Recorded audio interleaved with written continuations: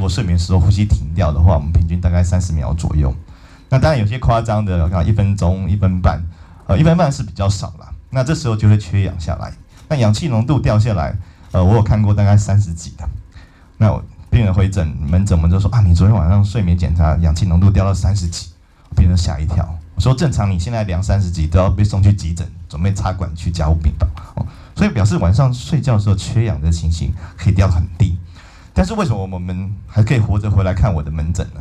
因为他那个缺氧并不是一直都30几，就是我们刚才说的是间歇型的，还会缺氧到很低，然后再回来很低，再回来，这也会造成病人的发炎的反应比较严重。如果一直缺氧，可能不会回氧，因为回氧的时候其实也会使发炎的细胞产生出来。